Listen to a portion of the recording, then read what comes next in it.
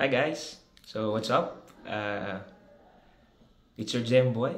Yan, ang iyong DOLE Accredited Occupational Safety and Health Consultant. So another safety and health talk, another day na naman sa atin, and this is my first time. At dahil first time natin, pag-usapan natin ano ba yung importance having a safety officer in the workplace.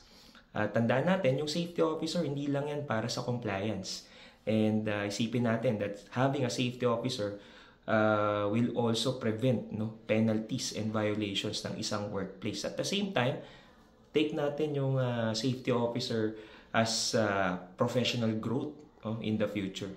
Ano ba yung mga categorization ng safety officer sa Philippines? So meron tayong 4 na categorization ng safety officer in the Philippines. Number 1, SO1. Number 2, SO2. Number 3, SO3, and number 4, SO4. That's the highest. Ano ba yung requirement ng SO1? SO1 is a basic occupational safety and health training course applicable sa low-risk establishment with 50 workers below. At ito ay kinompress na training ng SO2 Bosch, which is 10 hours.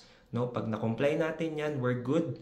At pwede na tayo maging qualified safety officer in the Philippines. Now, paano tayo magiging SO2? Na safety officer? Hindi siya ladderized. Ibig sabihin, yung SO1 stand-alone yan sa low-risk establishment. Yung SO2, ito yung may prerequisite.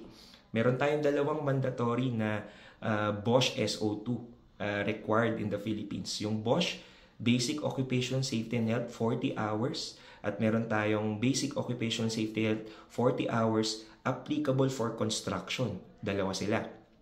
Ngayon, pag meron ka ng ganyang training, pwede ka nang at mag-level up into SO3 kung masatisfy mo yung requirements na additional 48 hours advanced course, which is yung famous natin na loss control management, at sinasamahan pa yan ng HIRAC or hazard identification based assessment and control, at yung iba pa na mayroong 8 hours advance. Depende yan sa pangangailangan. Ngayon, i-add pa natin na dapat meron kang 2 years experience in occupational safety and health sa inyong workplace. Now, paano tayo magiging SO4, yung pinakamataas? SO4, pag meron ka ng 4 years experience as SO3 at meron ka ng applicable na mga training requirements na inatenan from basic to advanced, sinasatisfy natin yan. Ngayon, paano natin ipe-prepare yung sarili natin? Ipe-prepare natin yung sarili natin, una, maging qualified ka na safety officer. Pag qualified ka na, pangalawa, isa-certify ka ng management, particularly ng Human Resource Department, na ikaw ay designated at certified safety officer ng inyong workplace. At pangatlo, kung choice mo, it's up to you. Hindi siya mandatory sa Philippines, pero kung gusto mo na ito ay maging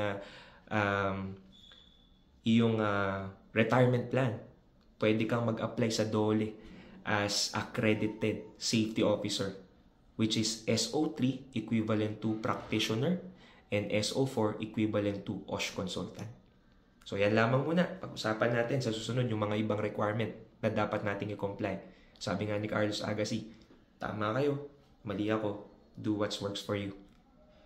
See you on the next one. Peace.